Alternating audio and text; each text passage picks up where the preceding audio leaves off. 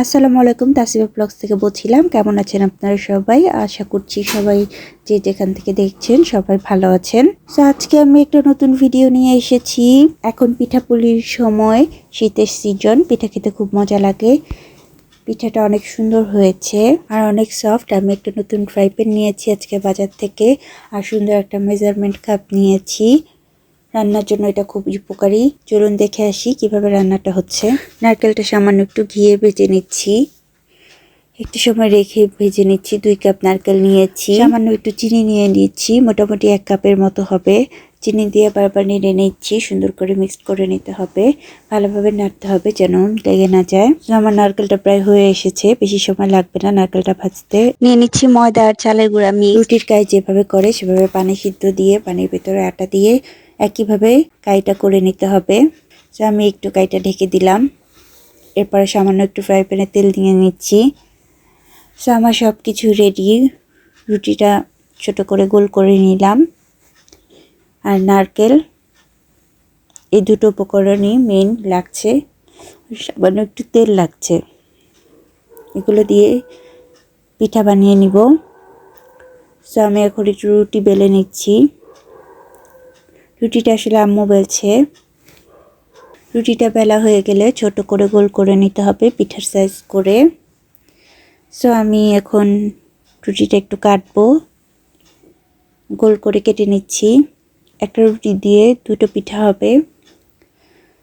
So এটার ভিতরে সামান্য একটু নারকেল দিয়ে দিচ্ছি। নারকেলগুলো দেওয়া হয়ে গেলে পিঠাটা একটু ডিজাইন করে নিব। হাতেও ডিজাইন করা যায়, বা চামিচ দিয়ে বা সাজ দিয়েও ডিজাইন করে নেওয়া যায়। যে যেভাবে মন চায় সেভাবে ডিজাইন করে নিতে পারেন। এখানে আমি কয়েকটা পদ্ধতি দেখিয়ে দিচ্ছি, আপনাদের যেটা পছন্দ হবে সেটা দিয়ে আপনারা পিঠাটা তৈরি করতে পারবেন। এই পিঠাটা খুবই মজা এবং খুবই ইজি, তাড়াতাড়ির মধ্যে হয়ে যায়। এই যে আমি এখন দেখেন আরেকটা পিঠার ডিজাইন করে দিচ্ছি। এভাবে আপনারা ডিজাইনটি পারলে করে নেবেন, খুবই সহজ এবং খুবই সুন্দর। পিঠাগুলো ভাজা হয়ে গেলে দেখা যাবে কত সুন্দর হয়েছে পিঠাটা। ভিতরে খুবই সফট থাকে পিঠাটার, খেতেও খুব মজা লাগে। আমাদের পিঠা বানানোর কাজ প্রায় শেষ পর্যায়ে। আমাদের অনেকগুলো পিঠা হয়ে গিয়েছে। পিঠাগুলো এভাবে সাজিয়ে রেখেছি বড় একটা ট্রের উপরে। সো এখন তেল গরম হয়ে গিয়েছে, পিঠাটা দিচ্ছি। পিঠাটা দেওয়ার আগে অবশ্যই একটু তেলটা গরম করে নিতে হবে ভালোভাবে। পিঠা দিয়ে দিলে পিঠা বেশিক্ষণ ভাজতে হয় না, খুব অল্প সময়ের ভিতরেই ভাজাটা কমপ্লিট হয়ে যায়। আর অবশ্যই মিডিয়াম আঁচে পিঠাটা ভাজতে হবে। যখন প্রয়োজন তখন পিঠাটা একটু নেড়ে চেড়ে উল্টিয়ে দিতে হবে। দেখুন আমি পিঠা ভাজার প্রক্রিয়াটা মোটামুটি সবটুকুই দেখিয়ে দিলাম আপনাদেরকে।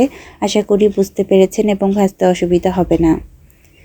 আমাদের পিঠাগুলো দেখেন কত সুন্দর, হালকা লালচে হয়েছে, পুড়েও যায়নি আবার কাঁচাও রয়নি, খুবই সুন্দরভাবে ভাজা হয়েছে।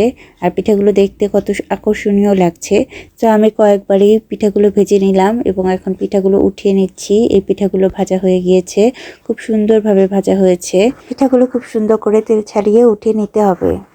এরপরে আবার নতুন কিছু পিঠা দিয়ে দিলাম। দেখুন একটা পিঠাও কিন্তু নষ্ট হয়নি। পিঠা থেকে যদি নারকেলটা বের হয়ে যেত তাহলে তেলটা নষ্ট হয়ে যেতে পারতো, কিন্তু পিঠাগুলো একটাও কিন্তু নষ্ট হয়নি।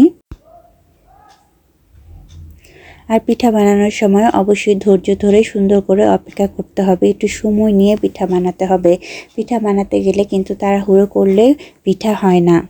সো দেখুন সবগুলো পিঠাই ভাজা হয়ে গিয়েছে খুব সুন্দরভাবে।